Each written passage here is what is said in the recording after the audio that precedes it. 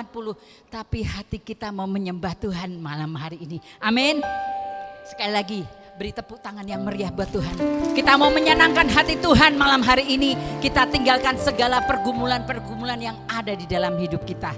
Entah itu masalah apapun, entah itu masalah sakit penyakit, masalah pekerjaan atau usaha atau keuangan atau apapun. Kita serahkan 2 jam ke depan ini hanya kepada Tuhan. Tuhan bersabda, carilah dahulu kerajaan Allah dan segala kebenarannya, maka semuanya akan ditambahkan kepadamu. Apa yang ditambahkan? Ya keuanganmu, ya kesehatanmu, ya permasalahanmu, segalanya akan diambil alih oleh Tuhan. Amin. Ya. Atas nama Bapa dan Putra dan Roh Kudus. Amin. Selamat malam Tuhan Yesus. Selamat malam Roh Kudus. Terima kasih Tuhan atas segala kasih-Mu kepada kami. Kami percaya Tuhan 2-3 orang berkumpul dalam nama Yesus. Saat ini Kau ada di tengah-tengah kami Tuhan. Kau melihat pergumulan anak-anak-Mu pribadi lepas pribadi ya Bapa. Tuhan, masuklah ke dalam hati kami. Penuhi hati kami dengan api Roh Kudus-Mu Tuhan. Kau percepat langkah teman-teman yang belum tiba di tempat ini. Agar kami boleh bersatu hati memuji menyembah-Mu dalam roh dan kebenaran akan firman-Mu. Kami juga mau mendengarkan pengajaran-Mu ya Bapa. Karena kami percaya Engkau satu-satunya juru selamat yang hidup. Satu-satunya tempat kami berharap, bergantung dan berserah. Terima kasih Tuhan Yesus. Terima kasih Roh Kudus. Terima kasih. Amin. Kita mau bersyukur karena Tuhan selalu mengajarkan. Bersyukurlah senantiasa di dalam segala perkara apapun yang kau alami saat ini. Entah itu perkara yang baik maupun yang tidak baik. Jangan bersungut-sungut. Jangan berpikir bahwa Tuhan tidak sayang sama kita. Di mana Tuhan, kok nggak ada Tuhan pada waktu saya membutuhkan? Salah Bapak Ibu. Tuhan mengizinkan kita mengalami apapun yang terjadi yang mungkin buat kita putus asa dan sebagainya. Itu karena Tuhan masih sayang dengan kita. Tuhan mau membentuk kita, Tuhan mau mendidik kita menjadi pribadi-pribadi yang tangguh. Amin.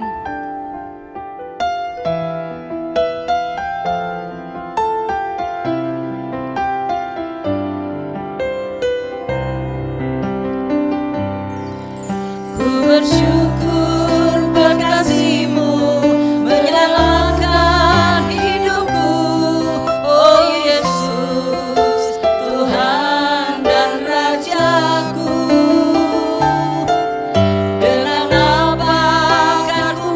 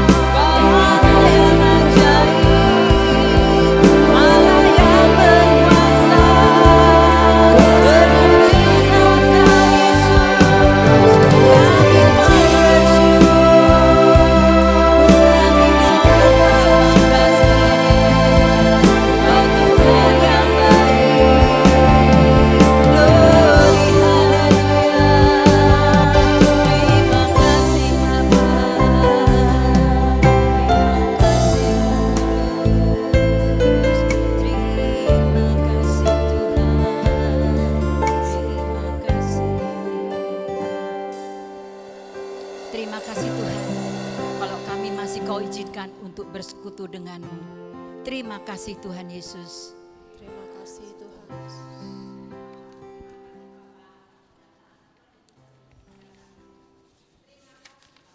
Terima kasih Bapa.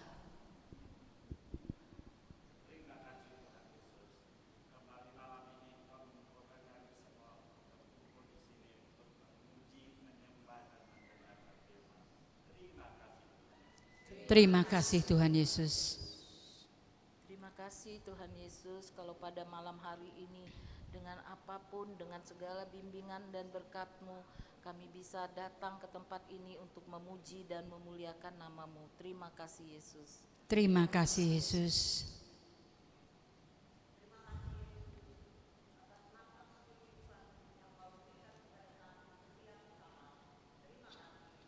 Terima kasih Yesus.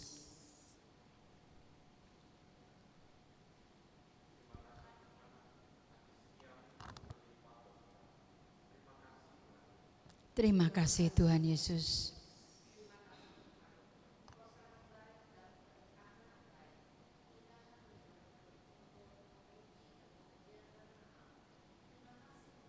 Terima kasih Tuhan.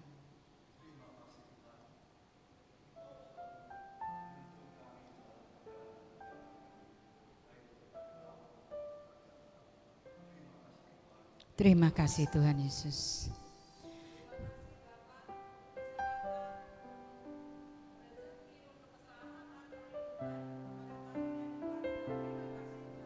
Terima kasih Bapa. Benar Tuhan, masih begitu banyak ucapan syukur dan terima kasih kami kepadamu ya Bapa, yang tidak pernah terhitung Tuhan, karena Engkau adalah Allah yang setia, Bapa yang maha pengasih dan penyayang, yang tidak pernah memperhitungkan dosa-dosa kami, tapi Engkau selalu ada bagi kami, yang berteriak minta tolong dan memohon kepadamu. Terima kasih Tuhan, terima kasih Yesus. Amin. Silakan duduk Bapak Ibu. Kasih Tuhan itu sangat luar biasa. Saya percaya setiap dari kita yang hadir di sini tidak ada yang tidak mengalami kasih Tuhan. Pertanyaannya, maukah kita bersyukur? Maukah kita bersaksi untuk memuliakan nama Tuhan? Ada? Pak? Ya, kasih tepuk tangan buat Bapak. Suaminya Ibu Mega. Pak siapa Pak namanya Pak? Hah? Elia, maaf salah istri.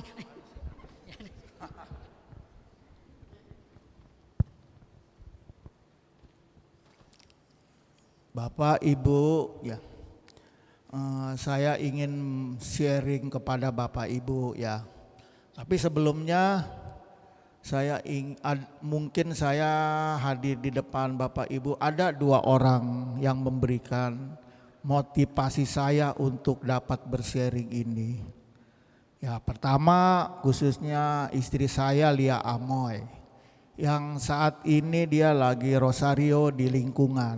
Mungkin kalau keburu dia bisa datang kemari. Yang kedua ya tidak lain ya Ibu Ketua kita, Ibu Herlina, dan juga suaminya Pak Gunawan. Dia berdua yang memberikan motivasi kepada saya. Nah, sekarang saya ingin memberikan sharing ya. Ada sih beberapa cerita, tapi saya satu dulu pada saat ini ya.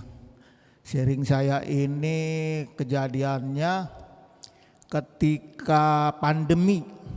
Pandemi itu waktu itu sudah berjalan ya sekitar 70%. Jadi saya lupa tahun berapa dan bulan berapa. Pada saat itu siang hari saya menjemput anak saya yang nomor 3 ya di sekolah. Ya, saya melewati, kalau ibu bapak mungkin tahu ya, kalau dari sini kita lurus itu kan ada jalan giring-giring. Lurus terus sebelah kanan itu ada Intermedia toko buku ya. Lewat sedikit ada perapatan ke kanan itu yang arahnya ke Polsek yang lama ya.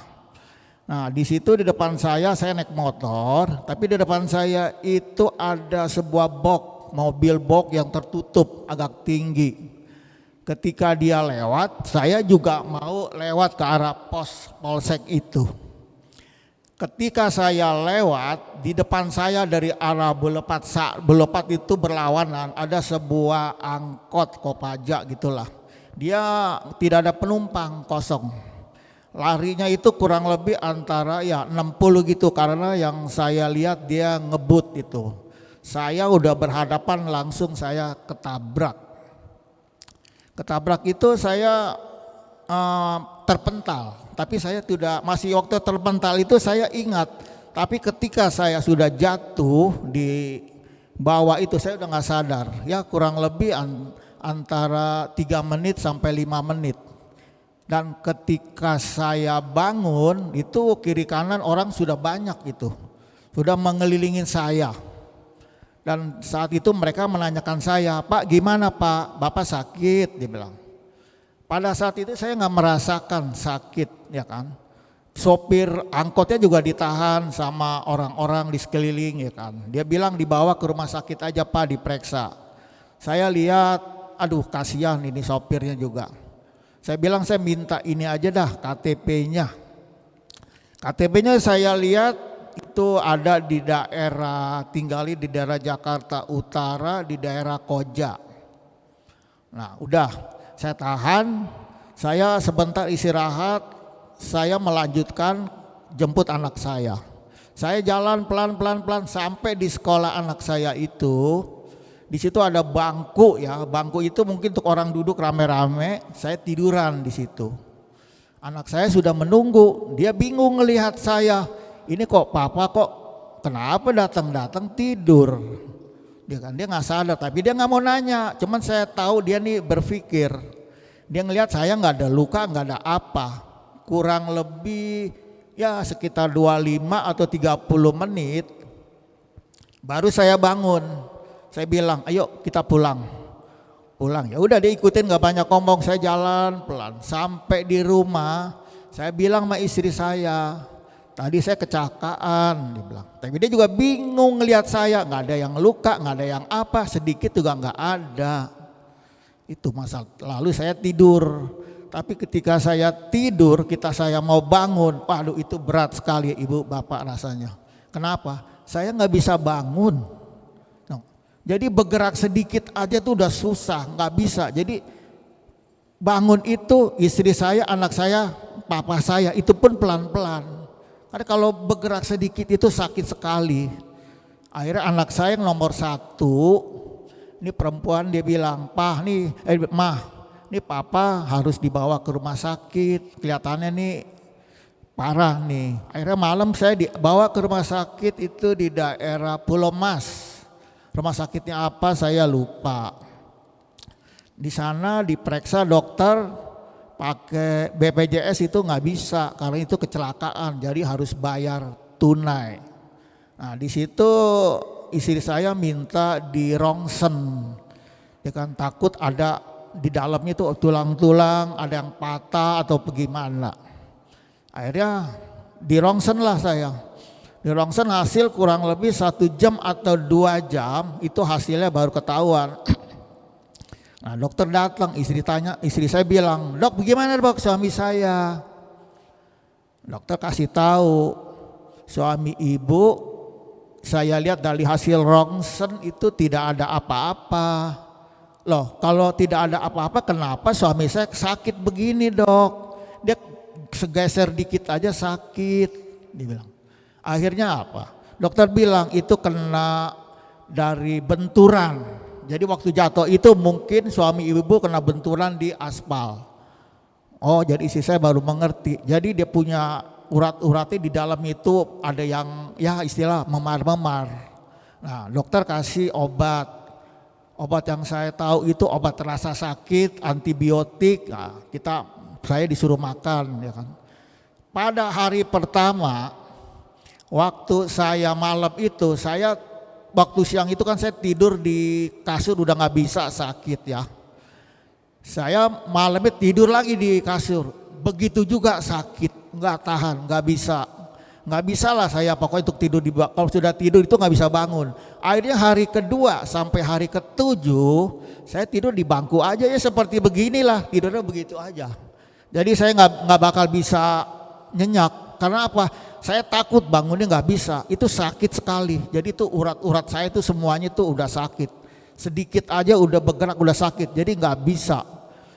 Akhirnya hari ketiga anak saya ajak lagi saya kemana ya, ke obat tradisional ya, itu obat semacam sinseh lah gitu.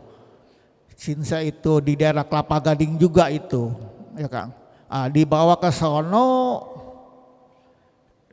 itunya sinsehnya bilang, waduh Bu, dia bilang, ini suami ibu nih amsyong nih katanya.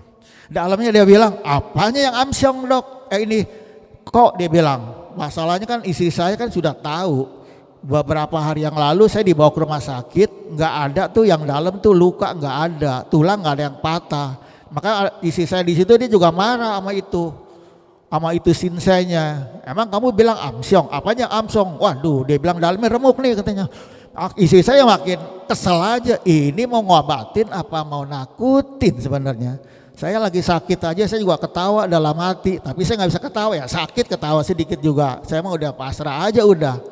Kasih obat juga, kasih obat udah pulang. Akhirnya tuh obat ya, makan apa enggak nih? Ya kita makan tapi kita nggak dijadikan satu dengan obat dokter, katanya nggak boleh. Itu berjalan sekitar lebih dari seminggu, baru saya bisa tidur di kasur pelan-pelan. Tapi jalannya kayak robot, nggak bisa bergerak, lurus aja begini. Pokoknya kalau jalan lurus-lurus begini aja, mau ke kiri ke kanan udah begini aja, berbaris kayak tentara aja udah begitu saya. Nah, akhirnya saya berpikir kok bisa ya saya kecelakaan begitu. Padahal saya ditabrak sama Kopaja itu langsung berhadapan, ya kan. Tapi begitu maksudnya nggak ada yang luka, nggak ada yang hancur apa gini, saya bingung.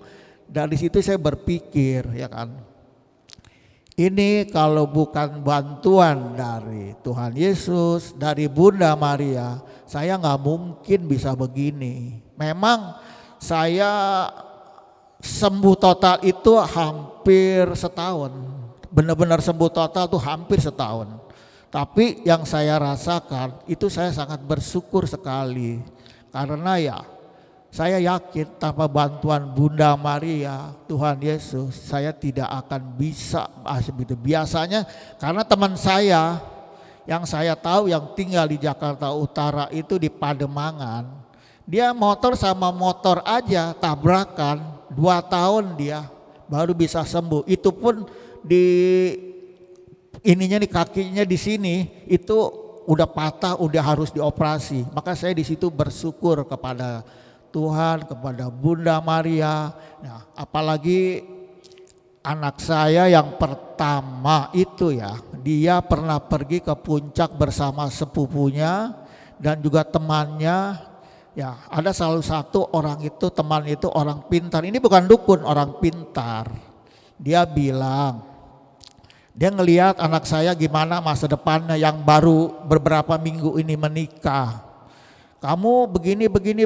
Anak saya bilang, dia dalam hati bilang, wah kamu ngomong cocok sama saya. Terus dia bilang, boleh nggak ramali, coba lihat orang tua saya. Siapa yang kamu ingin lihat? Mama kamu, papa kamu? Oh mama saya nggak usah lah, dia bilang. Dia tahu orangnya agak kepo kalau mama saya, itu katanya. Udah papa saya aja. Dilihat papa kamu, oh dia bilang, Stefani, dia bilang, papa kamu ini orangnya ya kalau saya lihat dia rajin doa ya katanya ya. Kok kamu tahu? Ya saya lihat aja. Kamu tahu nggak? Kayaknya papa kamu ini udah beberapa kali kecelakaan ya naik motor ya. Iya, ini belum lama kejadian, dia bilang. Nah itu dia bilang, tahu nggak kamu? Papa kamu itu ditolong sama Bunda Maria. Dia bilang, "Bang benar, iya. Dia ditolong sama Bunda Maria karena papa kamu itu doanya itu kuat," dia bilang. Jadi dia tuh dibantu. Makanya kan saya tanya kamu, benar nggak papa kamu ini sudah beberapa kali kecelakaan sepeda motor? Iya, anak saya bilang, ya itu.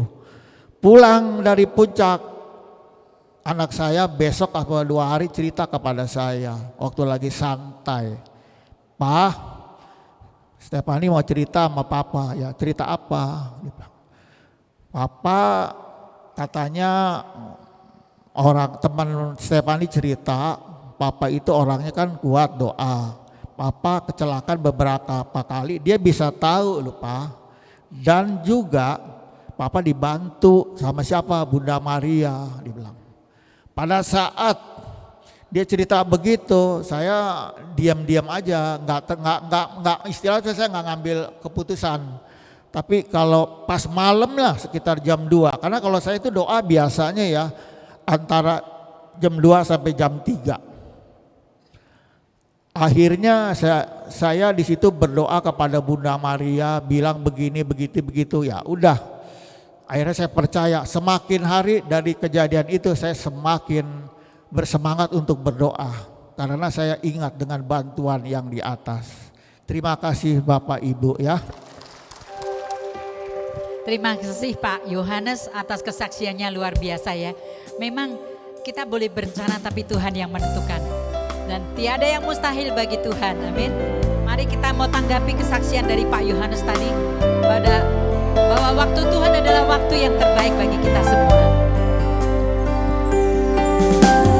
Izinkan sesuatu terjadi, ku percaya semua untuk kebaikanmu. Bila nanti telah tiba waktumu, ku percaya kuasa-Mu memulihkan hidupku. Waktu Tuhan pasti yang terbaik, walau kadang tak mudah dimengerti. Lewati cobaan, ku tetap percaya waktu Tuhan pasti yang terbaik. Lewati cobaan, ku tetap percaya waktu Tuhan pasti yang terbaik. Beri kemuliaan buat Tuhan. Karena waktunya Tuhan bukan waktunya kita. Tapi satu yang kita amani, Tuhan pasti kasih yang terbaik. Amin. Mari kita mau bangkit berdiri. Kita mau bersorak-sorai bagi Tuhan. Dengan segenap hati kita mau memuji Tuhan. Betapa Tuhan sangat luar biasa. Berjaya di hidup kita semua. Amin. Dengarkanlah suara nabi memanggil semua umatnya yang sedang mengurung bumi untuk menyembahnya. Dengarkanlah suara nabi memanggil semua umatnya. Tuhan bersatu kini mengangkat pikirannya. Surat maju janganlah lengah, Yesus menerima kita. Gunakan semua senjata Allah dalam kuasa Roh Kudus. Api kemuliaan bercurah dari surga, memenuhi keringatnya, hatikan lelehnya. Api kemuliaannya bercurah dari surga, beritakan pada dunia bahwa Yesuslah Raja segalanya. Yuk umat yang bernyanyi dengan semangat. Dengarkanlah suara nabi memanggil semua umatnya dari seluruh penjuru bumi untuk menyembahnya. Dengarkanlah suara nabi memanggil semua umatnya. Gereja Tuhan bersatu kini mengangkat tinggi panggilan. Berserah maju janganlah lengah, Yesus panglima kita. Gunakan semua senjata Allah dalam kuasa Roh Kudus.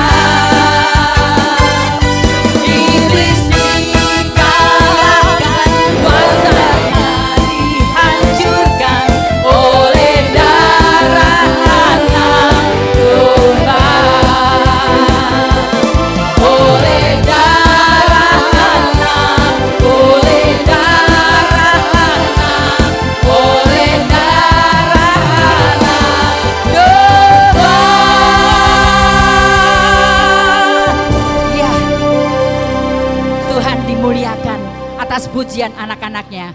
Karena Tuhan bertata di atas pujian kalian semua. Amin. Mari kita mau duduk. Kita mau tutup mata kita. Kita bayangkan bahwa saat ini Tuhan ada di hadapan kita. Tuhan memeluk kita dengan penuh kasih. Layaknya seorang ayah kepada anaknya. Serahkan segala pergumulanmu kepada Tuhan. Serahkan segala apapun yang menjadi bebanmu saat ini pada Tuhan. Karena Tuhan berjanji, Tuhan akan memulihkan. Tuhan akan memberikan yang terbaik bagi kita semua. Apalagi bagi mereka yang meminta tolong, yang sudah datang ke tempat ini untuk mencari Tuhan. Tuhan akan mengembalikan dan memenuhi semuanya. Semuanya akan ditambahkan oleh Tuhan kepada kita. Tuhan juga mengajarkan kita untuk tidak bersungut-sungut. Selalu bersyukur. Selalu bersyukur kepada Tuhan. Tuhan bahagia terhadap rasa syukur kita.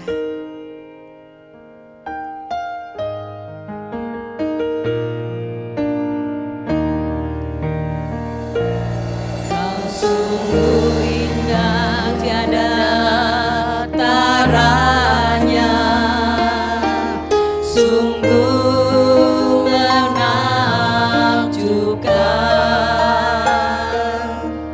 sungguh ajaib di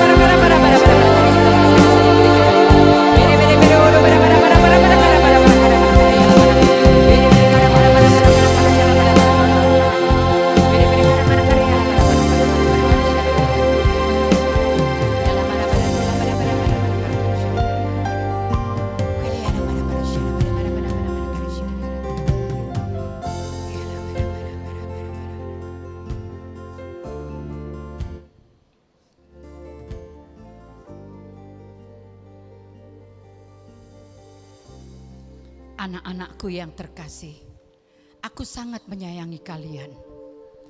Hendaknya kalian selalu setia kepadaku, selalu bersyukur dan tetap mengucap syukur meskipun saat ini kau mengalami masalah apapun.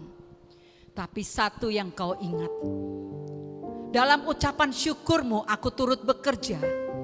Aku merancangkan hal yang terbaik bagimu. Segala sesuatu yang saat ini kau alami hanya pencobaan-pencobaan biasa.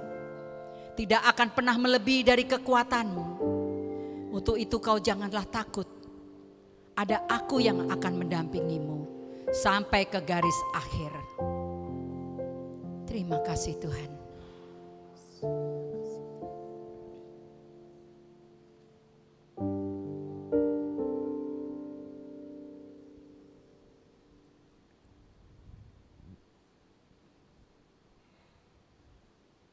Terima kasih Tuhan, kami merasakan jamahan-Mu ya Bapak. Kami merasakan kehadiran-Mu Tuhan. Terima kasih Yesus, Kau baik, sungguh baik dan teramat baik.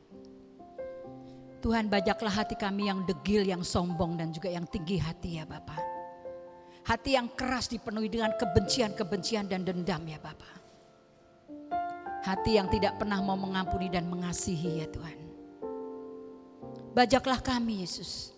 Kuasailah tubuh, jiwa, roh, pikiran kami dengan api Roh Kudus-Mu.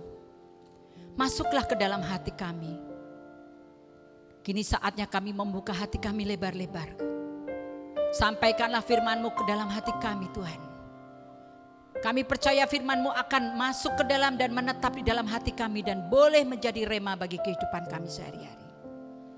Terima kasih Kau telah kirimkan anak-Mu yang terkasih selalu ke tempat ini ya Bapa. Urapilah dia dengan api Roh Kudus-Mu Tuhan. Sehingga apa yang dia sampaikan semuanya berasal dari-Mu. Kami mau duduk diam mendengarkan firman. Kami mau duduk diam. Dan kami mau Tuhan merasakan kasih-Mu. Terima kasih Tuhan Yesus. Terima kasih Roh Kudus. Amin.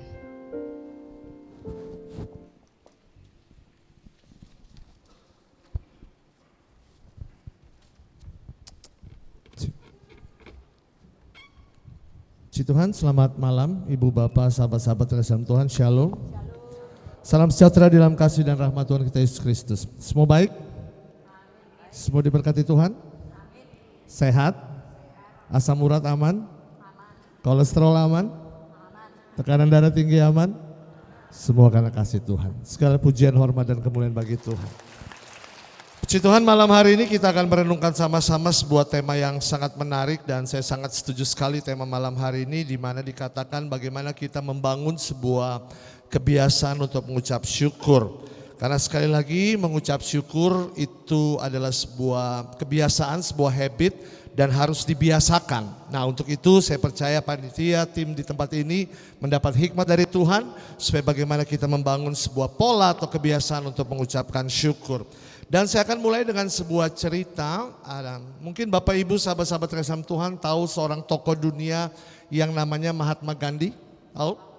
Mungkin generasi sekarang sudah bingung siapa Mahatma Gandhi itu ya. Tetapi kalau Ibu Bapak saya yakin dan saya percaya kita semua tahu. Nah dalam sebuah percakapan dengan dalam sebuah wawancara. Dia ditanya seperti ini. Bagaimana pandangan kamu tentang kekristenan? Lalu Mahatma Gandhi mengeluarkan sebuah statement yang shocking, yang sangat mengagetkan. Dia bilang begini, saya menyukai Kristus, I like Christ, but I don't like Christians.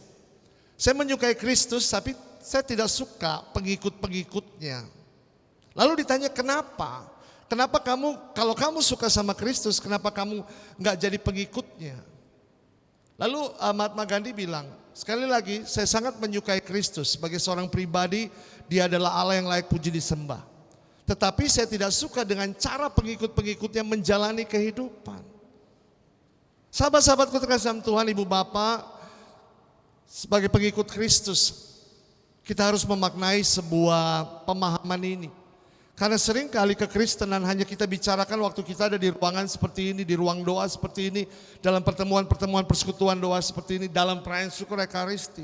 Tetapi waktu kita kembali pada kehidupan nyata kita, kembali pada keluarga, kembali pada pekerjaan, bahkan kembali pada kehidupan pelayanan, seringkali kita tidak menampilkan wajah Kristus yang sesungguhnya. Pada Roma 8 ayat 29 dengan jelas dikatakan bahwa setiap saudara dan saya dipilih Tuhan, dipanggil Tuhan dari semula untuk menjadi serupa dengan gambaran Kristus. Bagaimana kita harus menampilkan sosok Kristus? Bagaimana pembelajaran kita di tempat ini, pengalaman iman kita terima kasih, bersama dengan Tuhan memampukan kita untuk menjadi imago Dei, the image of God. Tetapi seringkali kita gagal. Seringkali kita hanya menampilkan wajah kerahiman Kristus hanya dalam pertemuan-pertemuan seperti ini. Tetapi waktu kita kembali pada kehidupan nyata, Kristus seakan-akan tidak lagi hidup dalam kehidupan kita. Enggak heran, makanya seringkali kita jarang sekali untuk mengucap syukur. Kita lebih memilih untuk bersungut-sungut, kita lebih memilih untuk kecewa, kita memilih untuk marah-marah, kita lebih memilih untuk luka batin, kita lebih memilih untuk cara hidup dunia. Dan ini sebuah tantangan iman yang sangat besar, sahabat-sahabat terkasih Tuhan. Bagaimana seharusnya setiap saudara dan saya kita menjadi displaynya Kristus. Dengan semua apa yang Tuhan sudah boleh buat dalam kehidupan kita. Seharusnya seperti yang tadi sudah disaksikan. Ini kesaksian pengikut Kristus saudara. Bagaimana habis celaka kok puji Tuhan. Kan aneh. Kalau bukan pengalaman akan Tuhan, Bapak tadi tidak akan mengucapkan terima kasih Tuhan, aku bersyukur. Walaupun mengalami sebuah kecelakaan, tetapi lewat doa kepada Yesus melalui perantaraan Roh-Nya yang kudus dan melalui Bunda Maria, Bapak ini boleh mengalami kesembuhan dengan waktu yang relatif sangat cepat. Hanya orang yang mengalami Kristus secara pribadi, dia akan mampu untuk bersyukur sesuai seperti tema kita malam hari ini. Jadi untuk masuk lebih dalam lagi, ada 5 hal yang akan kita renungkan malam hari ini. Bagaimana kita menjadi pribadi-pribadi yang membangun kehidupan kita berdasarkan ucapan syukur. Yang siap terima berkat Tuhan katakan amin.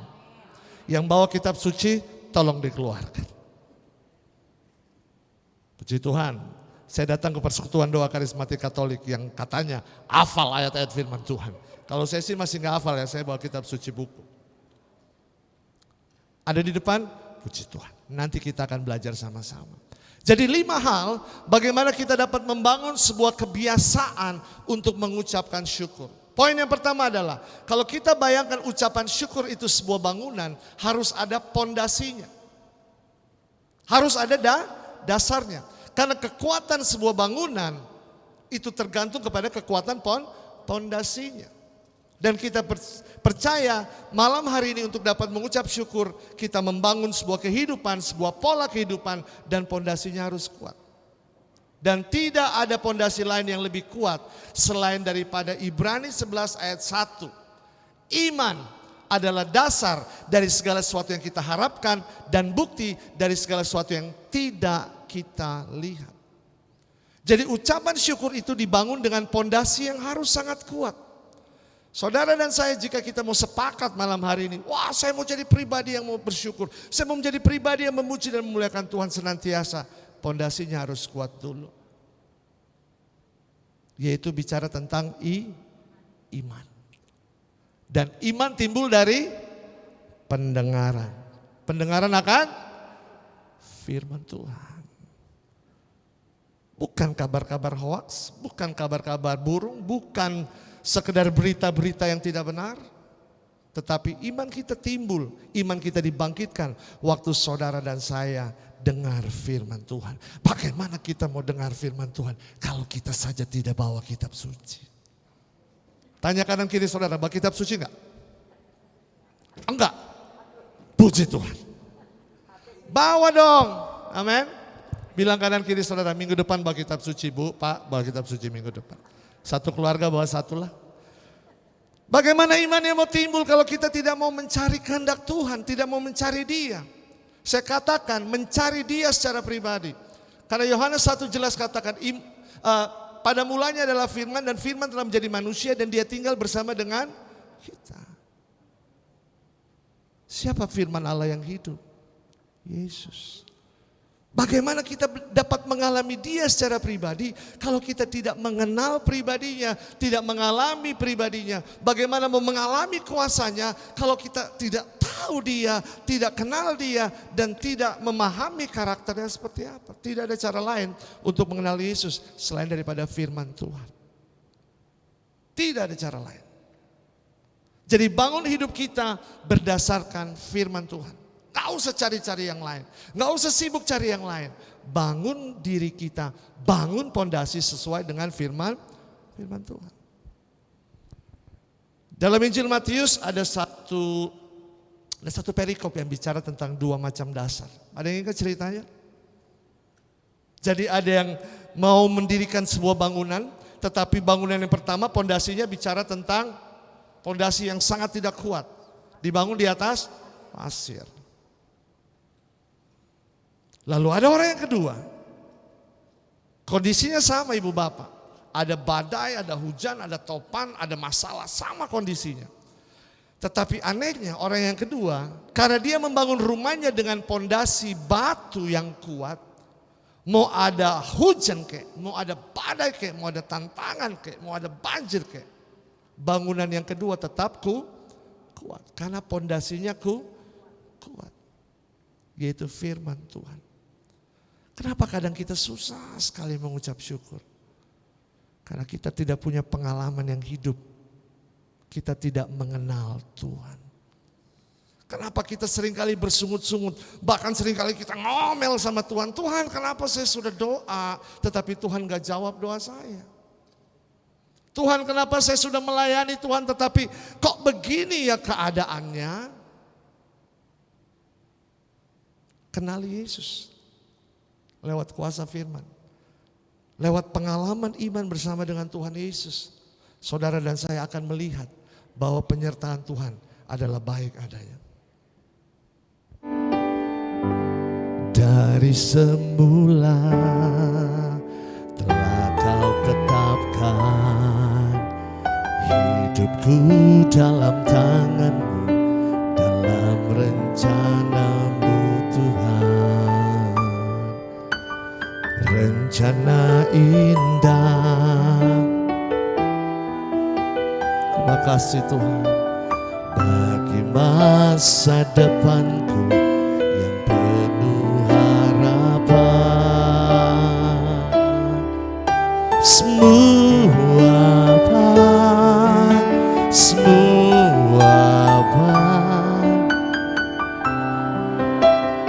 terima kasih Tuhan. Di dalam hidupku semua sungguh teramat baik. Kau jadikan hidupku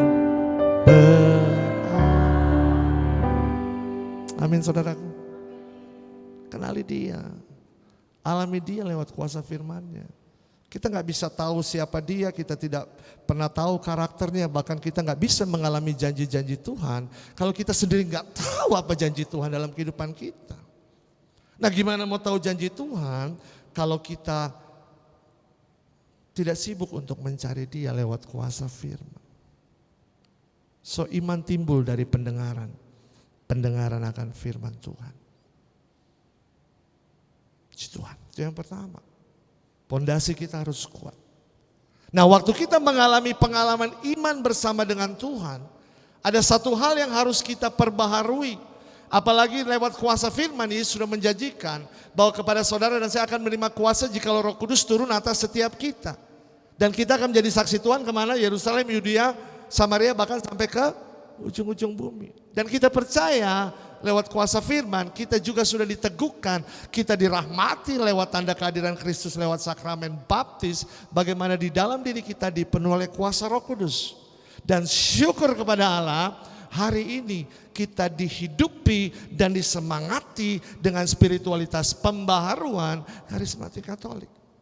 Ada sebuah spiritualitas untuk memperbaharui diri, ada semangat untuk memperbaharui diri, ada semangat untuk mengubah pola pikir, ada semangat untuk setiap kita menjadi pribadi yang baru. Tetapi yang menjadi dasar dari segala perubahan ini adalah saudara buka Amsal 4 ayat 23. Yang bawa kitab suci monggo dibuka jadi saudara tahu Amsal itu ada di mana. Sekali lagi yang nggak bawa kitab suci minggu depan tolong dibawa. Minggu ini bengong-bengong aja dulu. Amsal 4 ayat 23.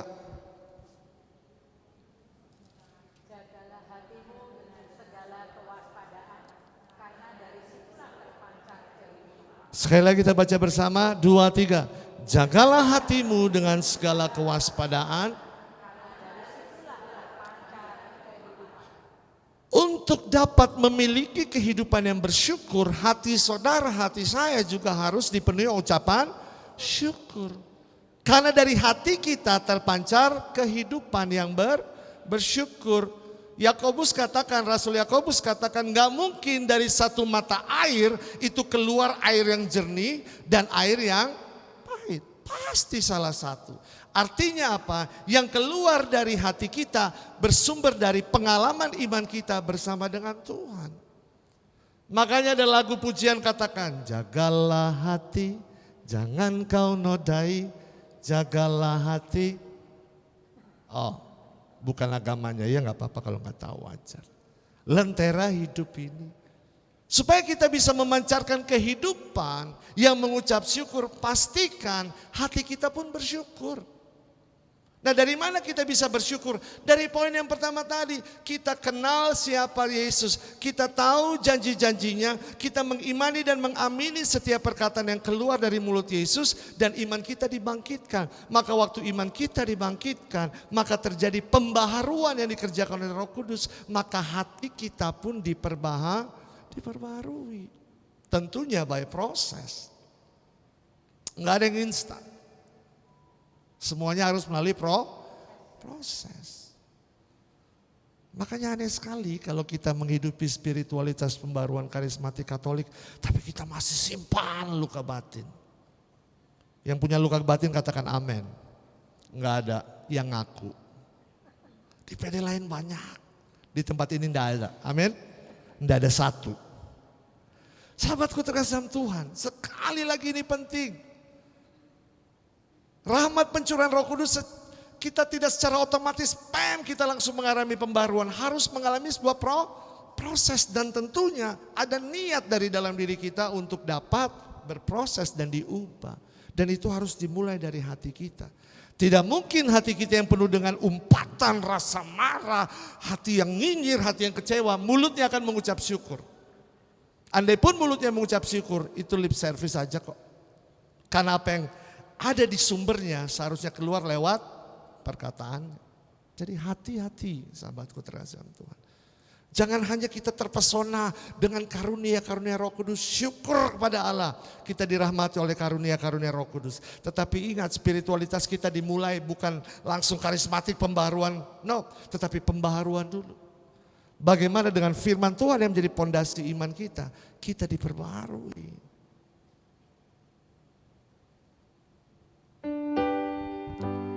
Ku mau sepertimu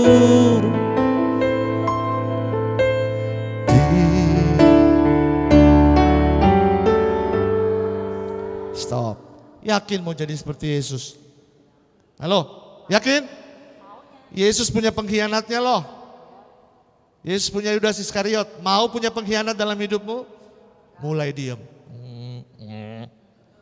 Yesus mau mengampuni di atas kayu salib. Papa, ampuni mereka sebab mereka tidak tahu apa yang mereka perbuat. Mau gak kita mengampuni seperti Yesus? Yang selalu kita nyanyikan. Wah, kalau nyanyi lagu ini seakan-akan setengah kaki kita udah di surga. Mau gak kita berbuat seperti yang Yesus lakukan? Mengampuni dengan hati yang berbelas kasih. Saudara, hati-hati sekali poin ini. Seringkali kita tertipu dengan pola pikir kita sendiri. Hati kita sesungguhnya belum dipulihkan, belum diperbaharui. Makanya lewat kuasa firman Tuhan malam hari ini, dan kita mohon pertolongan rahmat kuasa Roh Kudus, izinkan kita diperbaharui lagi oleh Tuhan. Bapa, sentuh hati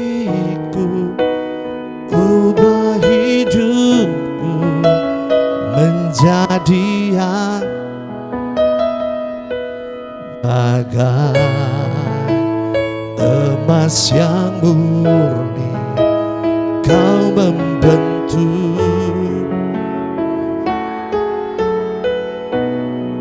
Bapa, ajar kami mengerti. Ajarku mengerti sebuah kasih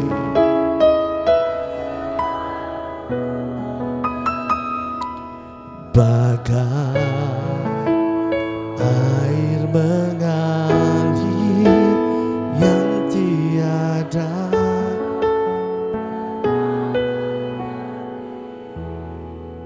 Semua tergantung keadaan hati kita. Apakah hati kita malam hari ini adalah hati yang mengucap syukur? Atau hati kita hanyalah hati yang seakan-akan bersyukur? Atau jangan-jangan justru lebih jauh ke belakang, betul saya tidak bersyukur. Tapi kabar sukacita malam hari ini, kasih Tuhan memperbarui setiap kita. Amin. Poin yang kedua, hati kita harus diperbaharui supaya daripada hati kita ini mengalir sungai-sungai kehidupan, mengalir damai sejahtera, mengalir sukacita. Makanya penting poin selanjutnya. Ini sudah poin yang kedua. Kita masuk pada poin yang ketiga, sahabatku terkasih Tuhan. Coba lihat 1 Tesalonika 5.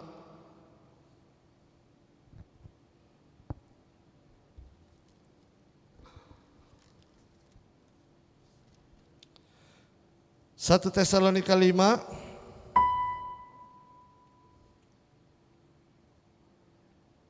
ayat yang ke 16 sampai 18.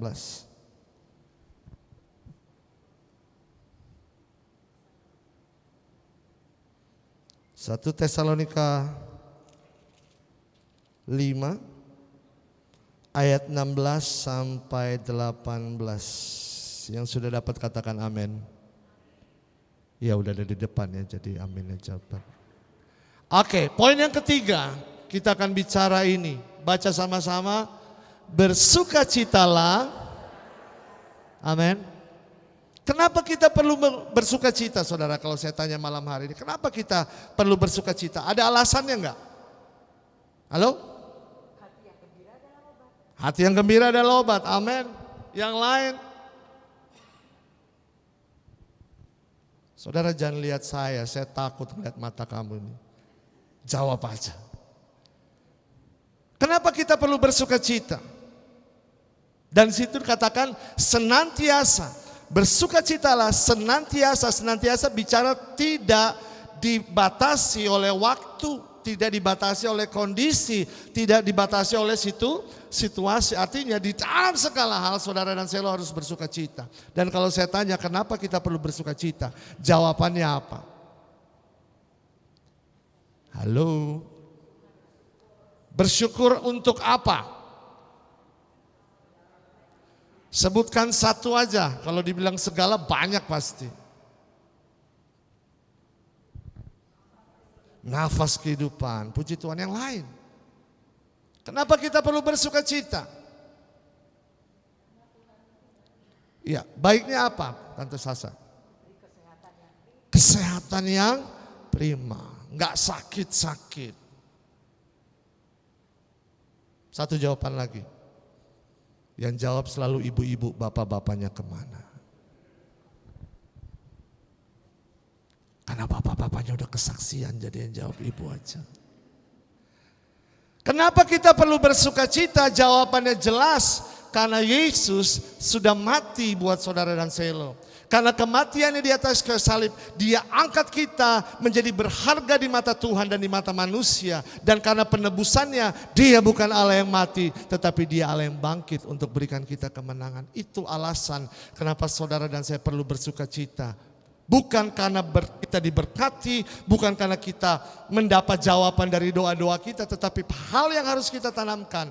Kenapa Selo, kenapa kita semua harus bersukacita? Karena saya dicintai oleh Tuhan. Sebab kita berharga di mata Tuhan, kita dipandang mulia oleh Tuhan, dan Tuhan katakan ada materai kasih yang Dia nyatakan untuk kehidupan kita. Itu alasan kenapa kita perlu bersuka cita.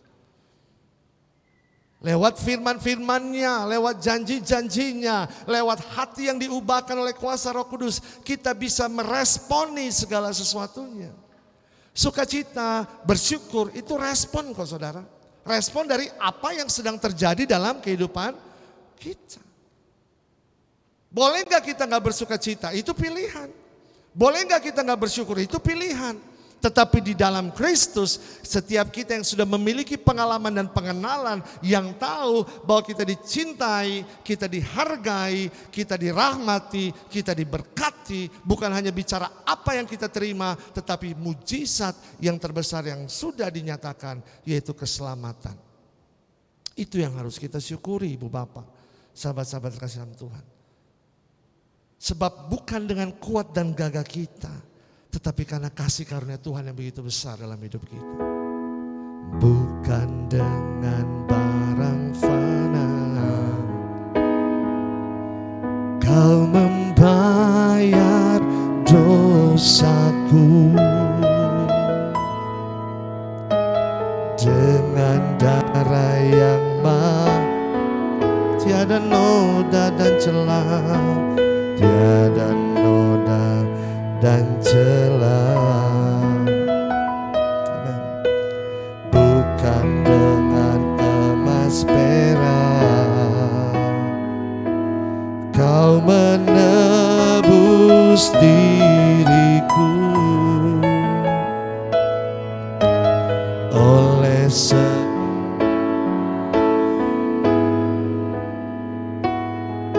dan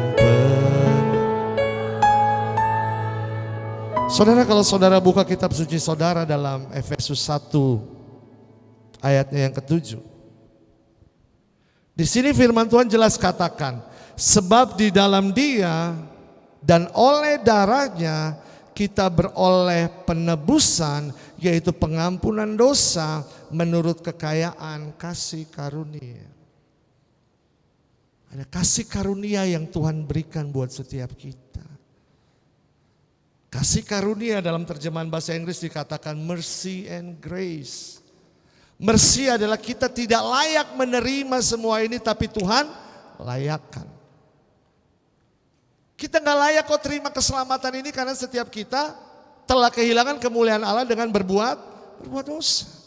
Tetapi dalam kekayaan kasih karunia-Nya kita dilayakkan. Dan grace juga bicara tentang kita yang seharusnya menerima hukuman yang setimpal atas dosa kita, tetapi Dia gak berikan hukuman itu. Itulah mujizat terbesar yang harus kita syukuri setiap waktu. Seringkali kita cuma bicara tentang berkat. Kita sudah terima berkat yang termulia dan terbesar, yaitu keselamatan. Mulailah dengan itu untuk dapat bersyukur. Aneh sekali seringkali. Makanya Mahatma Gandhi bilang seringkali cara hidup orang Kristen tidak mencerminkan Tuhan yang disembah. Padahal jelas Tuhan yang disembah sudah memberikan yang terbaik daripada dirinya, supaya barang siapa percaya kepada Dia tidak binasa, melainkan boleh beroleh kehidupan yang kekal. Saudara dan saya sudah terima mujizat yang paling besar kok. Mari kita belajar dari pribadi-pribadi yang bersuka cita. Karena kita sudah diangkat dari lumpur dosa. Diangkat, ditebus dengan darah yang mahal. Dan pengertian ini harus kita maknai saudara. Saudara bisa bayangkan bagaimana Yesus merendahkan dirinya serendah-rendahnya supaya saudara dan saya bisa diangkat sampai setinggi-tingginya. Bayangkan, terjadi pertukaran yang sangat tidak adil kalau saya lihat sih. Dosa selo yang banyak ini digantikan dengan darahnya yang mahal. Dosa kita yang begitu banyak ini, Dia bilang kasih ke saya dan aku berikan kepadamu hidup yang baru lewat penebusan dan pengorbanan. Kalau cara pandang dunia, kalau hitung-hitungannya ini enggak cuan saudara. Enggak. Karena apa? Enggak adil kok. Dia terima yang jelek, tapi kita terima yang terbaik. Kenapa itu gak menjadi alasan kita untuk bersyukur?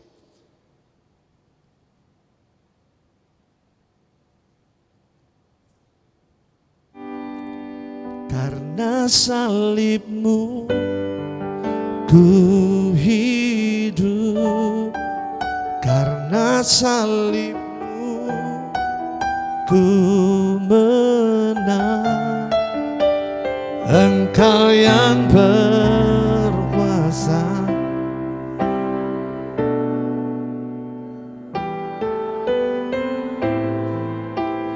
mujizatmu di hidupku, karya terbesar kasih Tuhan, pengorbananmu yang selamatkanku,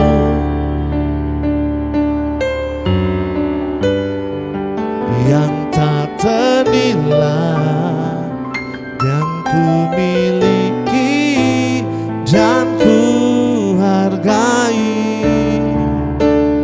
Yesus Engkau bukan harta yang melebihi kekayaan dunia, harta yang tidak akan hancur. Sudah kita terima jaminan keselamatan, kehidupan kekal lewat karya penebusan di atas kayu salib. Hanya seorang pribadi yang kita lihat di belakang kita dengan salib yang luar biasa ini, yang sudah rela memberikan dirinya kepada sahabat-sahabatnya. Kita bukan lagi hamba, tetapi karena penebusan Kristus kita diangkat menjadi milik kesayangannya, menjadi saudara, menjadi sahabatnya Kristus. Bersukacitalah di dalam segala hal. Walaupun mungkin ada doa-doa yang belum terjawab, walaupun mungkin ada keinginan hati yang belum terjawab. Makanya perlu mentalitas pengenalan akan penebusan Tuhan, sehingga kita dibangkitkan dengan sukacita. Karena ayat selanjutnya katakan tetaplah berdoa. 1 Tesalonika 5 tadi. Ayat yang ke-17 dikatakan apa? Tetaplah berdoa. Bahkan kata tetaplah, kalau kita baca dalam kitab suci bahasa Indonesia sehari-hari, kata tetaplah diganti dengan berdoalah dengan tidak jemu-jemu. Jangan bosan untuk berdoa, karena kita tahu doa adalah membangun relasi dengan Tuhan. Kekuatan kita hanya kita timba waktu kita ada di dalam hadirat Tuhan, waktu kita hadirkan Yesus. Gimana mau kuat, gimana mau dapat bersyukur kalau doa aja malas. Apalagi mentalitas yang doa yang sangat egois, waktu doa kita sudah terjawab, tidak terjawab, kita mundur daripada Tuhan. Hei, siapa yang jadi Tuhan kalau pola doanya seperti ini? Padahal Tuhan jelas kok menjawab setiap doa kita. Amin. Tuhan menjawab setiap doa kita. Dia akan jawab ya, apa itu sesuai dengan kehendaknya. Dia akan jawab nanti dulu, tunggu waktu yang tepat, persis seperti tadi lagu Waktu Tuhan. Dan yang terakhir jawaban doa, jika itu tidak sesuai dengan kehendak Tuhan, Tuhan akan bilang no. Jadi artinya apa? Perlu pengenalan dan pemahaman akan Tuhan supaya kita bisa tahu jawaban doa kita tuh apa, ya, nanti dulu atau tidak sama sekali. Dan syukur kepada Allah, Gereja Katolik membuka ruang yang sangat luar biasa. Bagaimana kita dapat berdoa, kita bisa doa devosi, doa taisab, pujian penyembahan adalah doa juga. Memuji dan menyembah Tuhan adalah doa juga. Jadi tetaplah memuji Tuhan, tetaplah menyembah Tuhan dalam segala kondisi, dalam segala situasi kita. Jangan dalam keadaan conditional love aja kita berdoa atau memuji Tuhan. Wah, kalau lagi di awal bulan, lagu awal bulan. Dek. Kalau lagi awal bulan, biasanya lagunya gini. Bapa, ini awal bulan nih. Engkau sungguh, oh terima kasih Tuhan, awal bulan. Kasih-Mu di itu kalau awal bulan. Kalau tengah bulan, masih. Kalau tadi awal bulan apa Bapa engkau sungguh? Kalau tengah bulan, Allah mengerti, Allah peduli segala persoalan. Hafal semua ya lagunya. Jangan-jangan pelakunya nih. Awal bulan Bapak kau sungguh baik. Tengah bulan, Allah peduli. Gimana kalau akhir bulan? Ku pandang wajahmu dan berseru pertolongan. Oh sambil nangis-nangis Tuhan pegang tanganku. Tanganku jangan lepas. Kaulah. Lihat ya, beda-beda tergantung situasi. Itu awal bulan, tengah bulan, akhir bulan. Gimana kalau nggak ada duit? Lagunya berubah. Dalam Yesus kita kalau lagi nggak punya duit, dalam Yesus kita bersaudara. Minta pinjaman, cari pinjaman. Come on. Seringkali kita memuji dan menyembah Tuhan, berdoa tergantung situasi hati kita. Makanya poin yang kedua, kalau hati kita murni di hadapan Tuhan, kalau hati kita benar di hadapan Tuhan, motivasi doa kita juga benar. Bukan doa yang egois, cuma minta, tetapi belajar untuk mengucap syukur. Makanya poin selanjutnya dalam 1 Tesalonika 5 tadi katakan apa? Bersyukurlah, mengucap syukurlah dalam segala hal. Jangan cuma lagi diberkati kita bersyukur, tetapi waktu kita lagi tidak diberkati pun kita harus belajar bersyukur. Saya tahu gak gampang, saya tahu gak mudah. Bukan sebuah perjuangan iman yang gampang untuk dapat bersyukur dalam situasi yang tidak nyaman buat kita. Bukan hal yang mudah untuk kita dapat Tuhan thank you. Waktu kayak kita sedang dihimpit masalah keuangan. Waktu kita sedang dihakimi oleh orang lain. Waktu kita mengalami banyak hal. Bahkan waktu kita mengalami kedukaan mungkin. Saya teringat dengan kesaksian mama saya sebenarnya. Tahun 2015 dan 2016 itu adalah sebuah tahun pergumulan besar untuk keluarga kami. Terutama untuk mama saya, ya mama kandung saya. Singkat cerita di bulan Desember 2015 dia punya adik laki-laki. Puji Tuhan, Desember 2015 satu-satu adik laki-lakinya Tuhan panggil pulang. Karena sakit. Waktu berjalan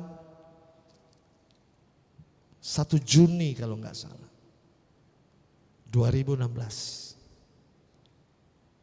Desember adiknya, Juni 1 mama saya, oma saya. Dalam waktu 6-7 bulan 2 orang yang sangat mama saya kasihi Tuhan panggil pulang. Itu pukulan buat keluarga kami, terutama untuk mama saya. Tapi yang lebih luar biasa, 9 November 2016, Tuhan panggil pulang orang, pasangan hidup yang sangat dikasih oleh mama saya. Papa saya, suaminya mama saya. Saudara bisa bayangkan dalam kurang waktu 1 tahun, Tuhan panggil pulang 3 orang yang sangat kami cintai, terlebih yang sangat mama saya cintai. Hatinya hancur saudara, hatinya hancur. Tetapi ada satu iman yang membangkitkan saya secara pribadi. Saya belajar betul tentang arti ucapan syukur dari kesaksian mama saya. Waktu kalau nggak salah 40 hari papa saya, 40 harian papa saya Mama saya ditanya oleh salah satu umat lingkungannya. Nama mama saya Ibu Mary. Bu Mary, kenapa Ibu Mary bisa kuat seperti ini? Karena yang kami dengar, adik satu-satunya orang tua dan sekarang suami Tuhan panggil pulang. Tahu mama saya jawab apa? Dia bilang, kalau Tuhan yang ambil suami saya tidak khawatir. Tetapi kalau yang ambil wanita lain, saya stres. Saudara bisa bayangkan ya, dia masih bisa bercanda loh. Saya tahu hatinya pedih. Tetapi juga saya tahu kenapa dia bisa mengucapkan kata-kata itu. Karena saya tahu dia belajar tentang arti ucapan syukur. Lewat kehidupan, lewat pengenalan, lewat pemahaman tentang kasih Tuhan. Lewat kuasa firman-Nya. Alkitab mama saya udah jeleknya minta ampun. Dia baru ganti waktu kami belikan Alkitab yang baru. Karena ada banyak coretan, ada banyak stabilo. Dan saya tahu pola kehidupannya kenapa dia bisa begitu kuat. Karena dia selalu memulai hari dengan prinsip kebenaran firman Tuhan. Mengucap syukur adalah sebuah pola, adalah sebuah kebiasaan. Yang suka gak suka, mau gak mau, saudara dan saya harus bangun. Gak bisa otomatis bilang, wah saya aktif di gerakan pembaruan karismatik, so saya dapat mengucap syukur. Belum tentu. Mohon maaf, saya harus berani katakan fakta ini. Harus melalui proses dan dinamika kehidupan. Makanya dasar dan pondasi firman itu penting. Waktu pondasi firman hidup, maka firman itu akan mengubahkan hati kita. Waktu hati kita diubahkan, kita bisa memahami setiap kehendak Tuhan. Kita bisa memahami rencana Tuhan. Dan waktu kita tahu apa saja rencana Tuhan dalam kehidupan kita, maka yang ketiga, kita bisa bersuka cita. Karena kita tahu kita dihargai, karena kita tahu kita dicintai. Nah waktu kita tahu kita dihargai dan dicintai, kita membangun sebuah kehidupan yang membangun relasi dengan Tuhan. Rajin berdoa, rajin berdevosi, dan terutama rajin berekaristi. Dalam ekaristi juga kita tahu kok ada doa syukur agung, ada doa syukur yang maha dahsyat, maha luar biasa.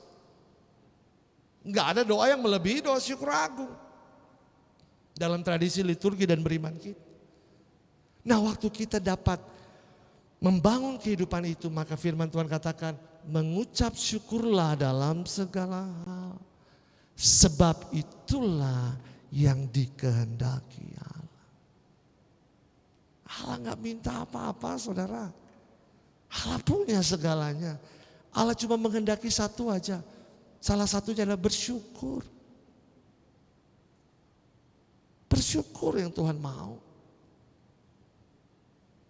Karena dia sudah sediakan yang kita perlukan seturut dengan kehendak dan kekayaan kasih karunia-Nya.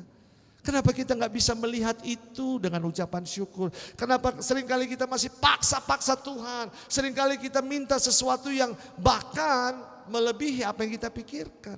Padahal Tuhan sudah sediakan sesuai dengan takaran yang kita perlukan. Saudara.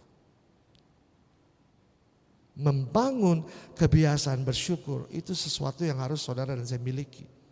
Sebuah pola kehidupan yang harus kita hidup.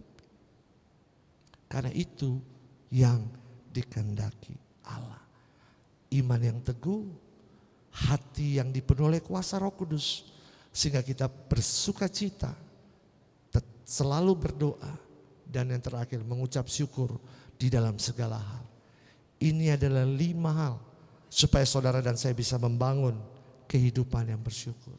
Supaya waktu kita keluar dari pintu itu, kita pulang ke rumah kita masing-masing, kita hidup dalam keluarga, kita hidup dalam pekerjaan, kita hidup dalam pelayanan, kita hidup dengan karakter kita masing-masing. Orang bisa melihat Yesus itu hidup.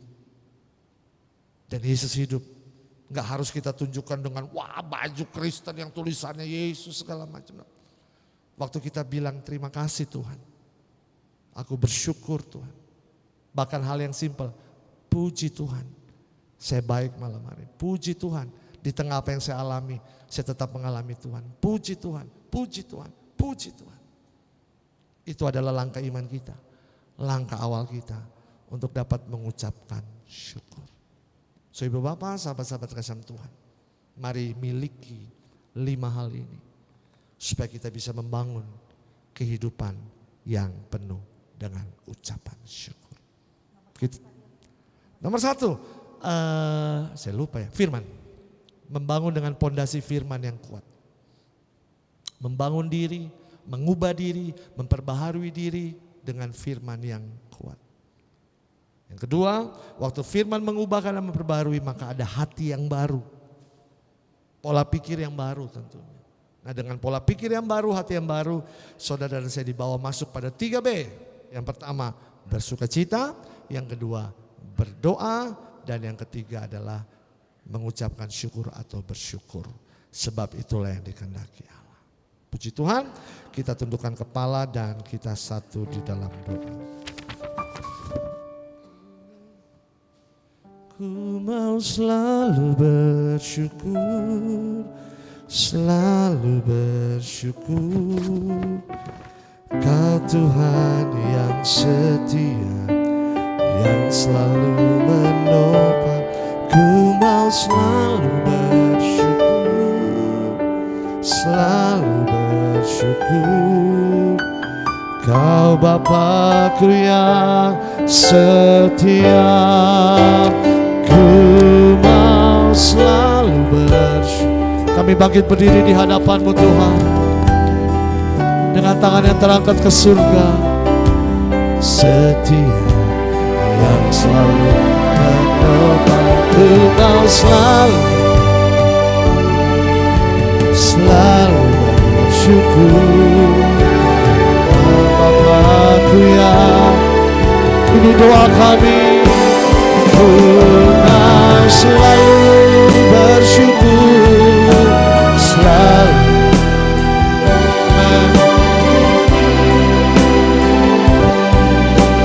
yang selalu menopang. Ku mau selalu syukur, selalu syukur.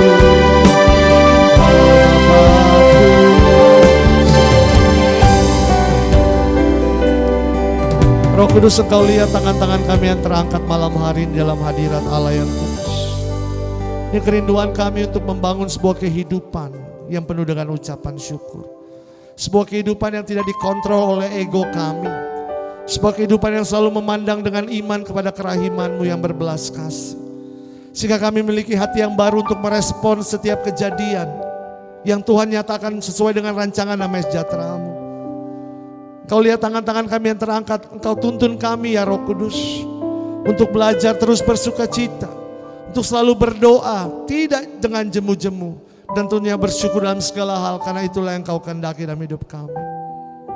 Malam hari ini Tuhan Yesus, biarlah pertolongan yang berasal daripada kuasa Roh Kudus memampukan kami membangun sebuah kebiasaan, sebuah habit yang baru.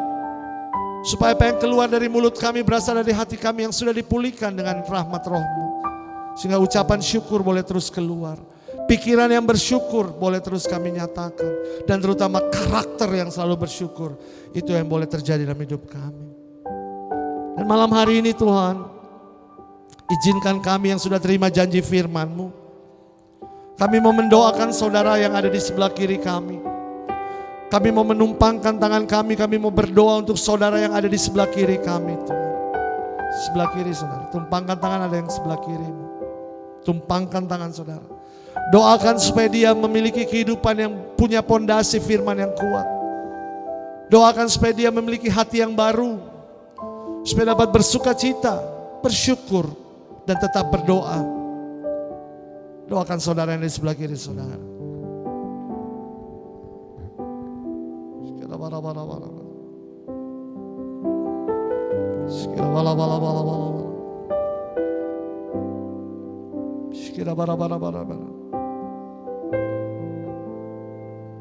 Dan saat ini kami mengulurkan tangan kami berdoa untuk saudara yang di sebelah kanan kami. Biarlah hidupnya boleh berpondasikan firman Tuhan, memiliki hati yang baru, yang mau terus bersukacita, berdoa, dan tentunya bersyukur dalam segala hal. Kami doakan mereka, pasangan hidup kami, saudara seiman kami. Biarlah kami boleh terus mengucap syukur dalam segala hal ya Tuhan. Karena kehendak-Mu lah bagi kami untuk bersyukur. Kembali kami mengangkat kedua tangan kami di hadapan-Mu Tuhan. Dengan penuh kerendahan hati Roh Kudus, perbaharui kami sekali lagi. Shikila bara bara bara bara bara. Shikila wala wala bara bara. Jadikanlah kami pribadi-pribadi yang mengerti hati-Mu, yang mengenal karakter-Mu, dan percaya pada janji firman-Mu. Sehingga kami boleh mengucapkan syukur di dalam sukacita dan doa-doa kami. Dan dengan tangan yang terangkat ke surga, sekali lagi kami katakan, kami mau mengucap syukur karena kami punya Tuhan yang setia. Ku mau selalu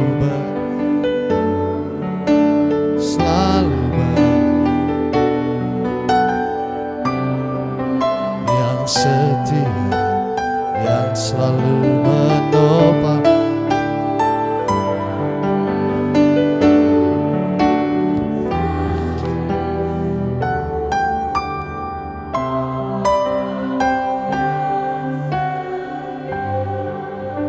Kami juga mengulurkan tangan kami mendukung doa dan harapan dari sahabat-sahabat kami, saudara seiman kami, rekan seperkutuan doa kami yang sudah menuliskan wujud-wujud doa di bejana ini Tuhan.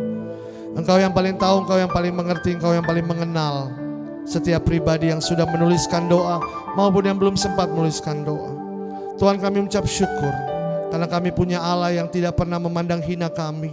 Dan Engkau berjanji, jika semua ini seturut dengan kehendak-Mu, maka Engkau akan mengabulkannya dan memberikan yang terbaik seturut dengan kehendak kekayaan kasih karunia-Mu.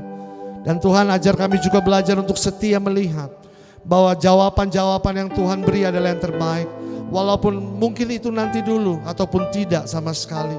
Biarlah kami boleh mengimani dan bersyukur bahwa rancangan Tuhan lebih besar dari apa yang kami rancangkan. Apa yang Tuhan kehendaki jauh lebih besar dari apa yang kami tuliskan. Bagian kami adalah bersyukur dan terus bersyukur. Karena itulah yang Kau kehendaki daripada kami.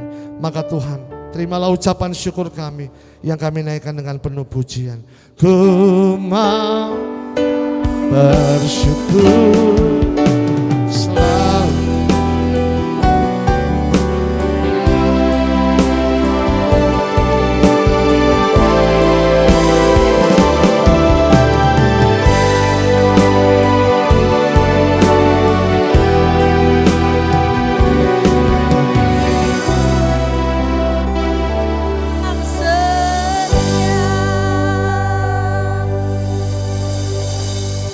Beri tepuk tangan buat Tuhan dan buat Selo yang sudah membawakan firman Tuhan pada malam hari ini. Kita percaya siapa di sini yang tidak diberkati? Semua diberkati? Coba kita lihat tangan-tangan yang diberkati Tuhan pada malam hari ini. Imani ya, mulai sekarang kita biasakan habit untuk selalu bersyukur dalam segala hal. Mari Bapak Ibu, tiba saatnya kita juga syukuri ya segala berkat yang Tuhan sudah berikan kepada kita. Tapi Tuhan juga mengajarkan, kembalikan sebagian berkat yang aku berikan untuk kemuliaan Tuhan, untuk pelayanan Tuhan. Karena pelayanan kita ini bisa berlangsung terjadi kalau tanpa campur tangan Bapak Ibu, kita tidak bisa melanjutkan persekutuan doa kami. Amin. Yuk mari kita memberi yang terbaik pada Tuhan.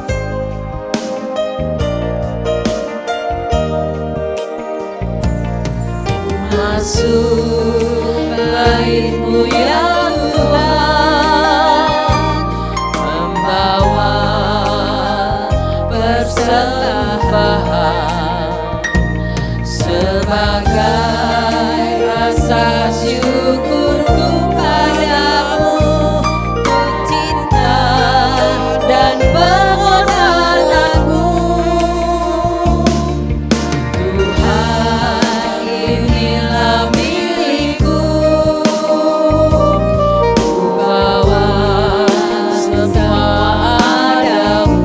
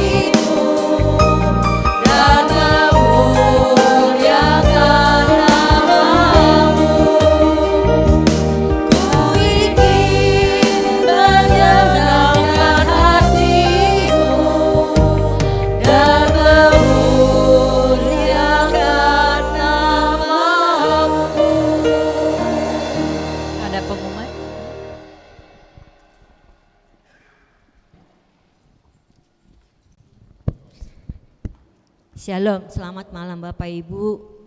Selamat datang di PD malam ini. Pada malam ini kami mengucapkan terima kasih kepada Bapak Ibu yang sudah datang malam ini, dan juga firman yang dibawakan oleh Pak Selo sangat menguatkan kita semua. Kita harus selalu bersyukur dan terus berdoa dan terus melekat pada firman dan bersukacita di dalam segala hal. Terima kasih kami ucapkan kepada Pak Yohanes Yat atas kesaksiannya yang selalu rajin berdoa dan selalu ditolong Tuhan. Dan juga untuk tim pujian yang dipimpin oleh Bu Herlina dan teman-teman, terima kasih. Dan juga untuk keyboard Bro Alvin, ya soundman dengan Pak Yudi, dan kepada semua petugas kolektan dan tatip. Ada beberapa pengumuman. Satu, Selasa pagi tanggal 29 Oktober jam 10 di tempat ini juga ada renungan yang akan dibawakan oleh Bapak Thomas Herman W. dengan tema setia dalam perkara kecil. Bapak Ibu yang bisa datang hari Selasa, kami undang datang untuk PDI hari Selasa. Dan juga pengumuman yang kedua, Kamis malam tanggal 31 Oktober jam 19.30 di tempat ini juga akan kembali ada PD dengan seminar hidup baru dalam Roh Kudus yang akan dibawakan oleh Pak Endi Raharja dengan tema karunia Roh Kudus dan doa dalam bahasa roh. Bersama Bapak Endi Raharja. Pada malam ini apakah ada yang untuk pertama kali datang?